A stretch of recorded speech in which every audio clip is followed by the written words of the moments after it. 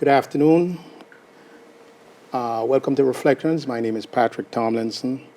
Thank you for tuning in to another interesting and exciting episode. Today I have with me a very interesting guest, Fritz Earle McClymont, who is a entrepreneurial development expert with more than 40 years experience in developing and managing both private and not-for-profit government and quasi-government enterprises in the United States and overseas. He is the founder and current managing partner of McClymont, Kunda and Company, a New York-based international trade and business development consulting firm with clients in the U.S., Africa, and the Caribbean. More recent of his ventures include, but are not limited to, a Caribbean-based renewable energy firm that is targeting the African and Caribbean markets, and a US-based trading company operating in the precious metals industry. Welcome, Fritz. Thank you, for Patrick. coming. My pleasure, sir. You're originally from Jamaica, That is correct. right? And Clarendon, to be exact. Clarendon, where in Clarendon?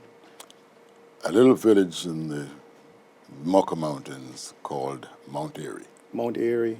And did you grow up in Mount Airy? Very early years, and from there, Lesterfield, which is further north, Okay. and went to high school in Chapperton. Yes. Tell So us- I've spent much time around Clarendon. Okay. Tell us a little bit about your parents, your siblings, your time growing up. My father was a farmer, a beef farmer. Okay, a beef farmer. Yes. And my mother was a housewife, Okay. but taught what they call home economics, baking, sewing to young women in the village, Okay. in the community, in Mount Airy. And two sisters, one older, one younger. And that's his family. Okay. Two siblings. Two siblings, Okay. Very good. So you're the only boy. only boy. Oh, okay. Two sisters, and I often say to folks, two mothers, because I had an aunt who was very close to Okay. my mother, so she was always with us. She was a teacher. Okay. Then you later went on to Clarendon College. Clarendon College, Okay. where my aunt was also a teacher, and we all called her Aunt Mag. Margaret Dawkins. She was an educator. I often say to folks, I'm from a generation of farmers, teachers, and shopkeepers. Okay. So the entrepreneurial spirit really got started pretty early. Very early. Okay. And then you moved on to taking up undergraduate studies in business at Sir George William University In Montreal. That in is Montreal. correct. But I came to New York first as a teenager and started at City College, where I thought I would have studied engineering because I worked in that field very briefly with Proston's Construction in Jamaica. What did they do? Surveying. Survey. Worked on the Alcan mine in Shooters Hill. They're expanding it. So my first job out of high school was running transits and levels on that construction site. So when I came to New York as a teenager, I thought, well, let me go and study engineering. And from City, I went on to Hunter and began evening school. And at home, there was my parents were residing in New York. They left to New York. So after high school, I joined them. Oh, you joined your parents here in New York. And part of the condition at home was if you live in this house, you have to go to school. Okay. So I'd work in the days and go to school evenings like many of the kids who came up from Okay, the like Caribbean, West Indian families. West Indian families. Okay. So I was part of that group. Okay. And engineering was not economically beneficial to me because as a teenager I was told, you will not get a job in a construction site. And that was true. So I decided to go on to Hunter and began doing liberal arts and studying. And from there I went on to Canada. But why Canada? That's a big jump. It was more economical. It was a fraction of the cost of studying in the United States. And I had friends who were from high school At who were studying in Canada. okay, So they introduced me to what was a good business school, okay. So Sir George Williams. you studied business at Sir George Williams, which okay. is now Concordia. college, university, Concordia University. University now. Okay, that's quite a big jump. And you were telling me earlier, Fritz, that you were you're very active in sports there. Yes, sports. I was on the varsity soccer team, football soccer team. And in 63, 64, we won the Ottawa St. Lawrence Intercollegiate Championship. And in 2009, that particular team was inducted into the Concordia Sports Hall of Fame. Oh, very good, very good, very good. What were some of the colleges that you played against? Well, the one you would know is McGill. Obviously. McGill, Royal Military College, Carleton University, I think it was St. Mary's. I remember those. But schools in Ontario, Ontario St. Lawrence Ontario region. province. Okay, okay. And then, after concluding your studies, I came back to New York. to New York. Yeah. Okay, very But good. in college, in addition to sports, I was also the sports editor for the school paper. Oh, so you began writing. I began developing writing. being involved in extracurricular activities. And the one I think shaped my career most was being the vice chairman for the club's commission for the university. What was that? Because What I'm was in that business about? school, what you would call a business council, student council. Okay. And I was in business school, and outside of family interests, not much business exposure. So that gave me a chance to manage a budget and look at dispensing funds. And the challenge was if I run it and make surplus, what do I do with the money? So I was challenged, and I challenged my colleagues, and I did it successfully. Okay. So I knew at the end of that term, there was money in the bank. Okay. So we parted. Okay. So you enjoyed your college years. I did. It was very good, except for the weather. Right. I can. Montreal is brutally cold. Cold. Yes. And one of the things I say to folks, hunger and cold are two rough things. And you experience that as a student, you know. And but it was worth it. If it didn't kill you, it made you stronger. Right. Very good. Before we go on, I'd like to. I know Clarendon College produced some very outstanding scholars, and you mentioned some time ago to me that some of your colleagues who turned out to be prominent Jamaicans, you were your peers at Clarendon College. Can you tell us, a few? I can that think you of remember? two Right. in particular that I had a chance to interface with after school. Dr. Bertram Fraser-Reed. Bertram Fraser-Reed. Fraser-Reed was a research scientist. Right. And he was at Queen's University, the University of Maryland, and then Duke University as head of their chemistry departments. Oh. But he was a brilliant research scientist that went across the world and was considered for a Nobel Prize in chemistry while at Duke. Wow. And that was amazing. in the 80s. That's And it was an interesting story because Bert also taught at Clarendon College. He was He a did? student, And he then a taught. teacher, and was my geography teacher, so I'm comfortable traveling across the world. And I often say thank him for opening the world to me. Okay. So we had a relationship beyond high school. And the other was Paul Chen Young, Okay. who became a successful banker in Jamaica. Businessman, Businessman banker, and banker. hotelier. Yeah. Right. So, and Paul, a very tenacious person. I think the toughest fight I had in high school, and I was not reluctant to fight in high school, but the toughest fight I had, Patrick, was Paul Chen Young. Okay, you mean physical? Physical fight. And Okay. but he was tenacious, man. Yes, yes, But yes. we've always been good friends. It Okay. wasn't malice or anything, but I respect him for his tenacity. Oh, okay. And, Okay, and you're still in touch with? not recently, not for a few years now. I think he has moved Okay. to Canada, but I haven't seen him in a few years. Oh, okay. But Okay. we were in touch up until the 90s. Yeah, noted Jamaican Yeah. entrepreneur, financier. So after Concordia, you moved back to New York. Yes. Did you? Yes. And what And I'll happened? tell you a story in Concordia. Yes, you can. Go ahead. In the accounting class, I was usually late. So the professor said, Mr. McClymont, what are you going to do when you leave here? I said, I'll go back to New York to go in business. And he laughed. And the class laughed at me. You know, you're going to go back to New York in the 60s now, mid-60s. And I sat. I said nothing. You can't argue around that. Within 5 years after that, I was back in New York and started my own company. Okay. So I came back to New York and worked for CBS Television CBS Television as an what? accountant. As an accountant, okay. They had then it was 64, right? 64. Cost accounting was a new concept.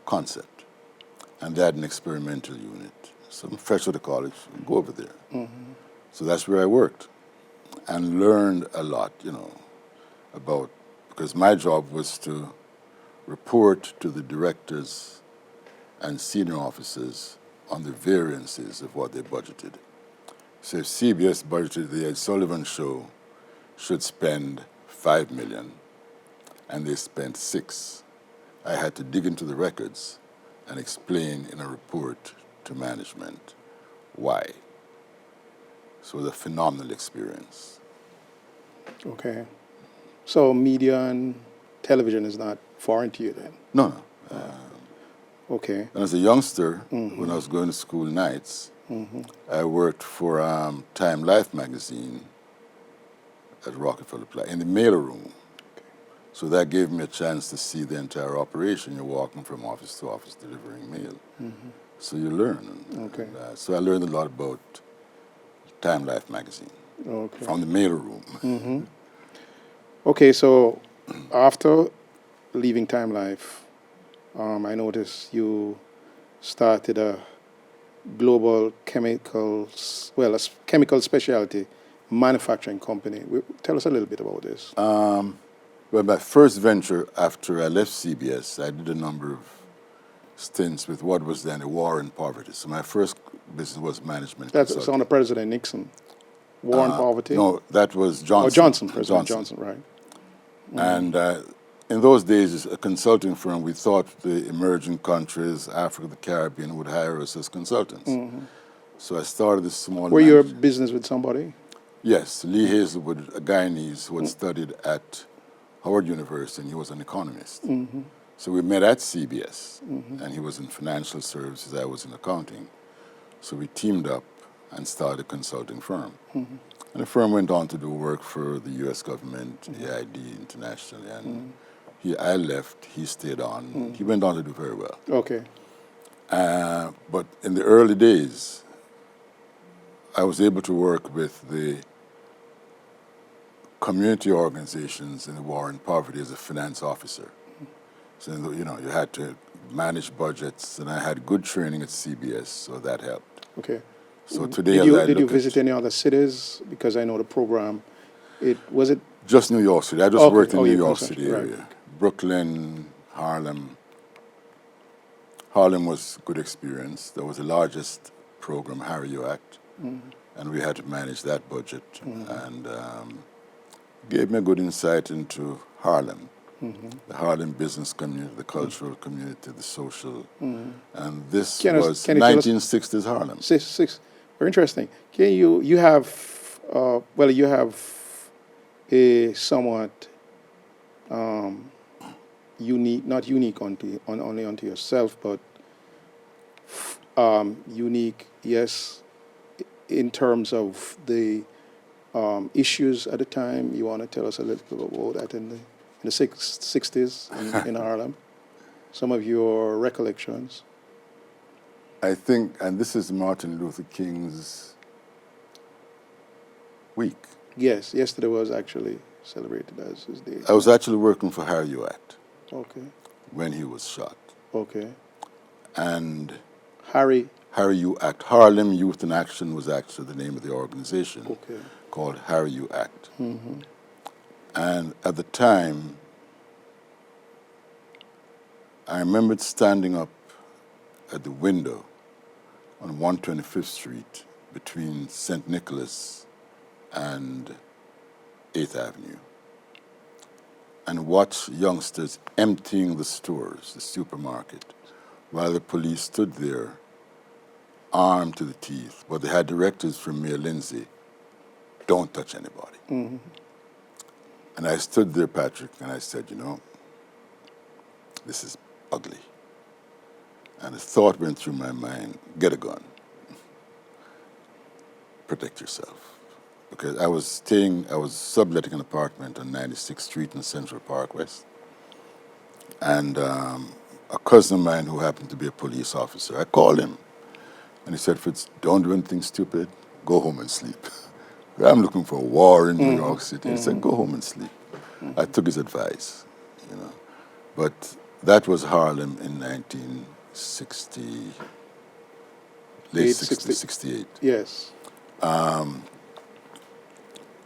We had to, there was a lot of social unrest, a lot of uncertainty in terms of social conditions and economic conditions. We were addressing the social conditions through the war on poverty and the funds that came in. And looking at the economic side, we were not creating businesses. Housing was a problem. We had housing advocates. We had social activists. My interest was always developing businesses. But I worked through that and learned a lot, because these were areas to get management experience in terms of managing budgets, managing people. And I benefited from that, the war on poverty, in that sense. Okay.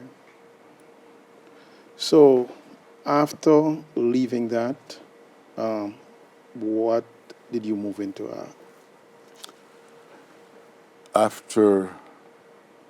Well, I had the consulting firm, and we're doing that.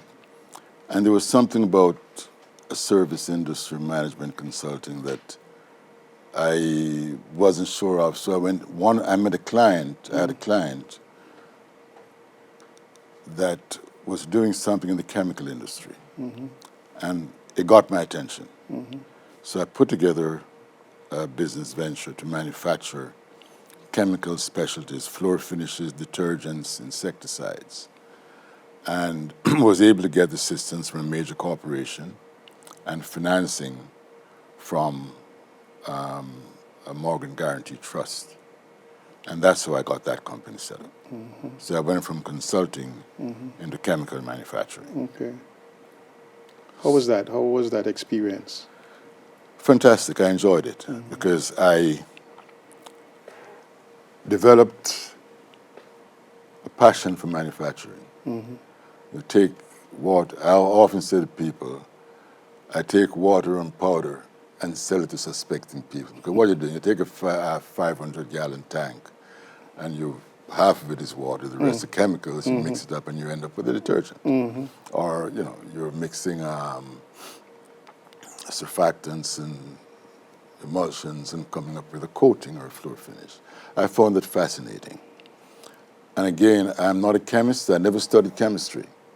But I had to rely on a chemist.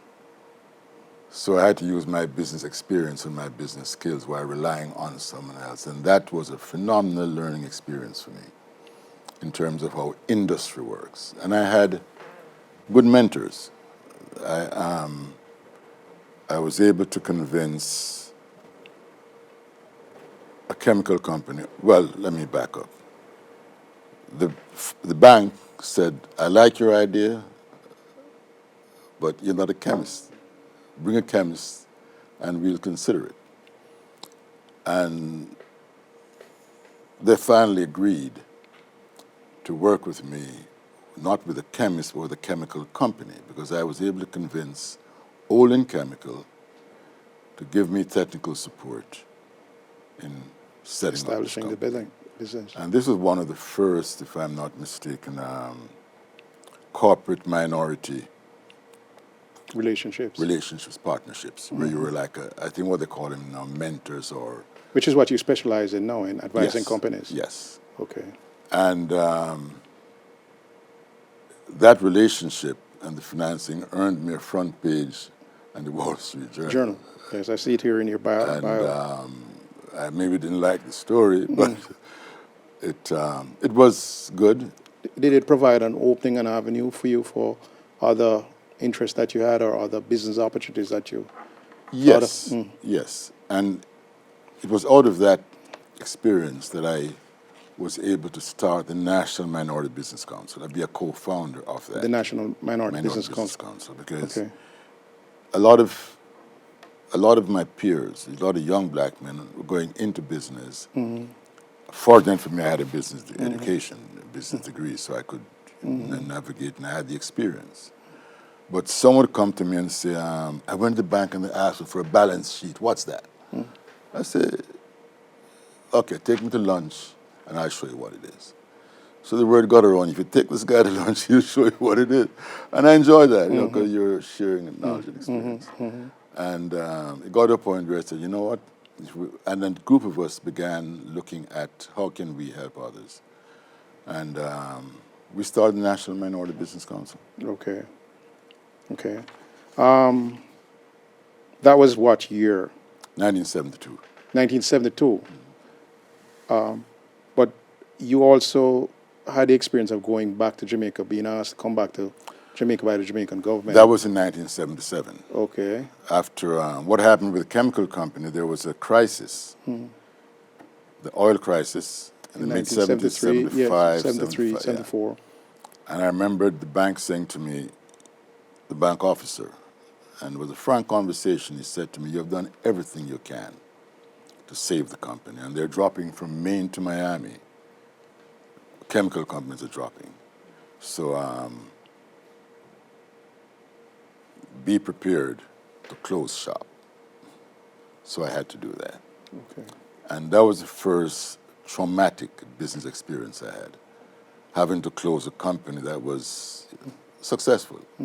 I'd had government contracts with the federal government, with major corporations, and moving up. So if someone in our viewing audience wants to find out the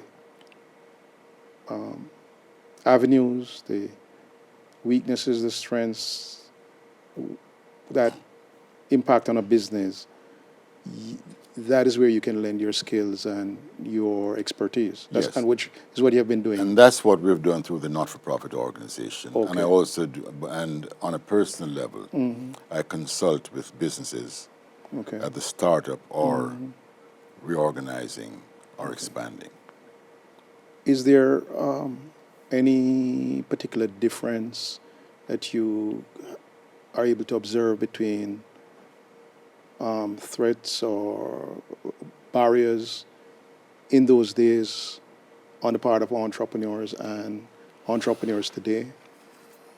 Any significant differences in attitude or inclination? I'd say that today I view entrepreneurship as being critical to jobs, wealth, and social and economic stability. In the early days, it was about profitability.